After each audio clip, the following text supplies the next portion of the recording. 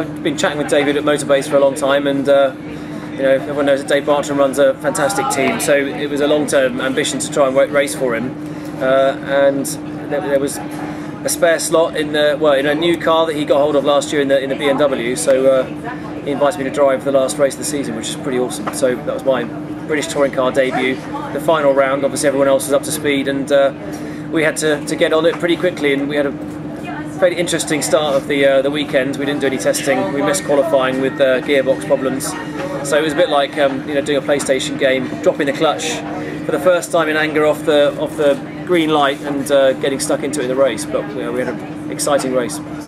It really was like being in a game, because the BMW was fantastic off the line. So even though we started dead last because we missed the qualifying sessions, I was immediately up sort of 5 places and glued onto the car in front and basically following him around to work out what speed the car would do around the track, and kind of got used to that pretty quickly. The culture of racing is something else. Sort of most of my background has been in Le Mans cars, where they're very aerodynamic. If you make a contact or damage, that's normally the end of your race, and it just seems to be a way of life in BTC. They all hug together, bump along the straights. Even when the yellow flags were waving, there was someone smashing into my door.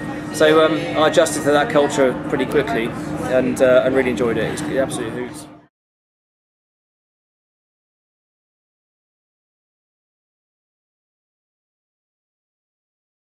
The last race you ended up in the gravel, but I mean, what was your overriding memory of it? Did you enjoy it? Or?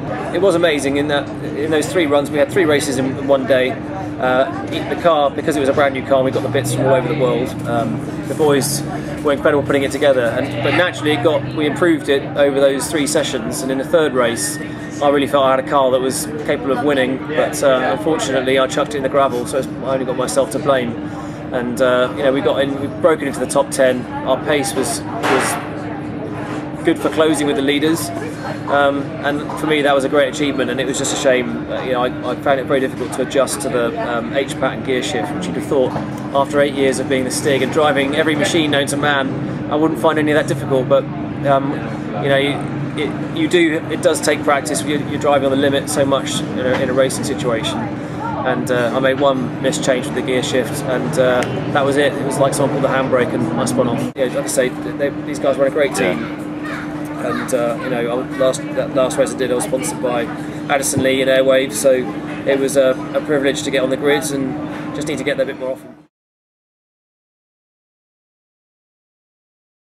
I think there'd be no predicting a champion. Matt has got great form. Liam is in his first season. It's case of gaining experience and track time, but Matt knows what it takes to win it. I think he's got a shot along with the rest of them.